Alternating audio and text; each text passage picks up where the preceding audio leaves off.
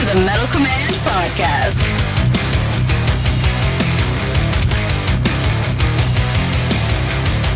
Greetings, everybody, and welcome to another edition of the Metal Command Podcast. Tony here with you, and today we've had a dramatic turn of events.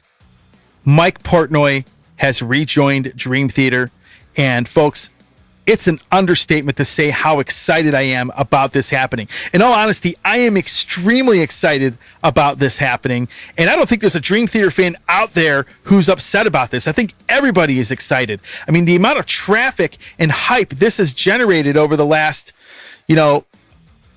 few hours has been insane. And I got to be honest with you, I think this is a great thing. So I'm going to talk about the reasons as to why I think this is so great. And I'm also going to break this down and give some perspective on this happening. So, folks, if you do like what you see and hear on this podcast, of course, hit the subscribe button, hit the like button, leave a comment. Let me know what you think. What do you think about Mike Portnoy rejoining Dream Theater? And were you a fan of Mike Mangini at all? Now, I think there was a lot of people that are fans of Mike Mangini, but did you like Mike in the band or did you not like him? You know, there's a divided opinion on that. So let me get into reason number one why this is so great. And it's the playing styles of both guys. Okay. Mike Portnoy's playing style, to me, fit Dream Theater a lot better than Mike Mangini. Now, this is no indictment on Mike Mangini. Again, he is an elite drummer. He is one of the best drummers on the planet. He's one of the best drummers I've ever heard. But he didn't have the same playing style and feel Mike Portnoy brings to this band. It just wasn't the same. And if you're a musician and you've played in bands, you realize how much different your band can be when you switch drummers. When the drummer gets swapped out, it can change the entire feel of your band. It just does. And I noticed this when I saw Dream Theater play live for the first time without Portnoy, because I've seen them several times with Portnoy playing, but when Mangini joined, it was different. You know, Mangini even though he has a very precise way of playing and he's a phenomenal musician, his playing almost felt a little bit too robotic for me, where Mike Portnoy had he played more with more feeling, I think. And I know that's kind of hard to describe, but if you're a musician, you could sort of understand where I'm coming from with that. But that is reason number one why this is such a great move. Reason number two is this. Mike Portnoy was an integral part of the songwriting process for Dream Theater. Now, do I think the Dream Theater albums with Mike Mangini were good? Yes. I'm not one of the people there are people that wrote the band off after Portnoy left. But I still love all of the albums with the exception of one that they put out with Mike Mangini. And the album that I really had a hard time getting into was The Astonishing, which, you know, I was not in a minority in that. A lot of people had a hard time getting into that one. But overall, they still put out some killer albums. And, you know, for me, with the original lineup, or, you know, when Portnoy was in the band, the only album I really am not a big fan of is, you know, the very first one. And of course, The Astonishing is the only other Dream Theater album where I was kind of lukewarm to it. I mean, was it terrible? No, but it was really a hard record to get into, and I really, you know, I could probably do without it, even though there are some decent songs on it. It's a concept album, and I'm not one of these people that can't grasp a concept album, because I love Ariane and a lot of other bands that write concept albums. It's just that The Astonishing wasn't really big for me. But the thing is, they lost a guy who was an integral part of the songwriting process and a creative process within that band. And even though they put out, in my opinion, great albums without him, because they still have a lot of very talented musicians in the band, hey man, you took one of the guys out that was a huge creative aspect of Dream Theater. So it is going to hurt the band. It will. It'll hurt the band without that creativity and that songwriter being in the band and taking them out of the equation. So this, to me, in my opinion, is awesome, because I really think they're going to create and make a new album. Which leads me into the next reason. Folks, it's creating some excitement, right?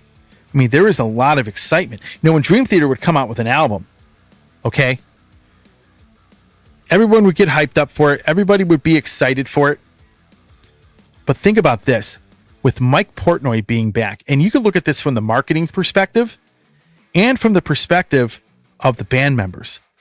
It's exciting that he's coming back. It really is an exciting thing that Mike Portnoy is back.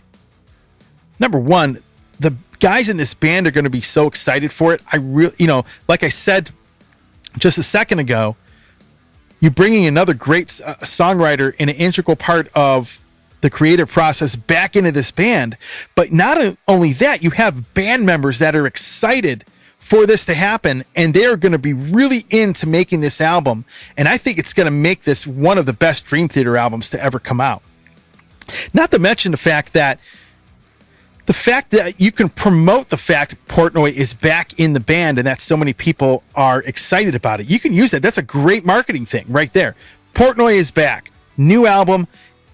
It's like it's the easiest thing, to market, because you're going to have so much hype behind the fact he is back in the band. Now, if you put out a bad album, then, maybe it backfires on you, but I really don't think that's going to happen. But that hype behind this, both for the band members being excited and the fans, that's definitely something you could really use to help market this album.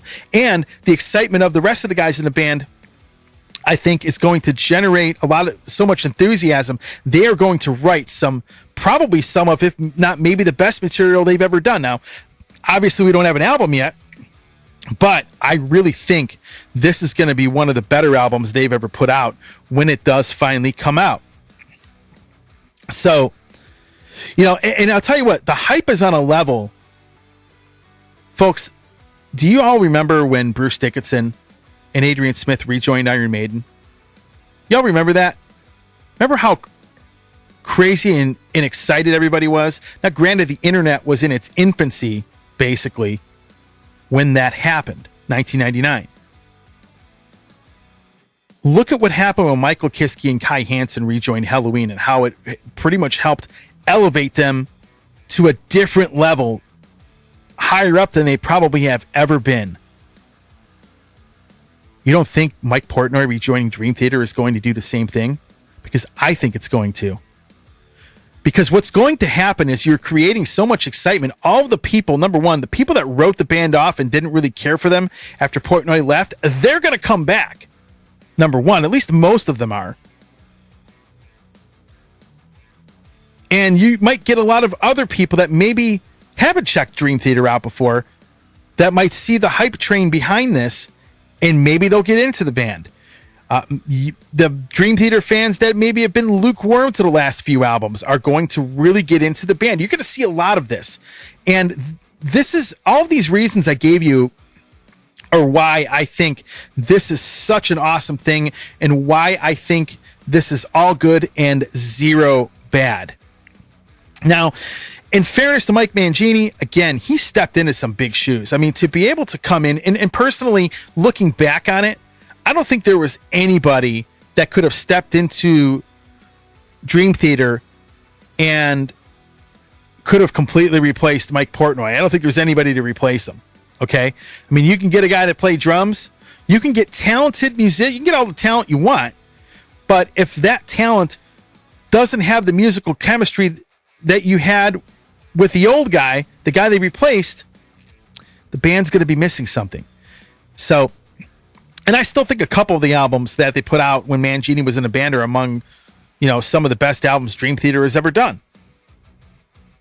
Not denying that he was good when he played in Dream Theater, but Mike Portnoy coming back, man, that to me, he's back home where he belongs. In all seriousness, he's back home where he belongs. I'm excited over it. And folks, I know a lot of you are too. So with that being said, that's all I have to say today. Thanks for watching. Leave a comment. I'm curious as to what all of you think. Stay metal.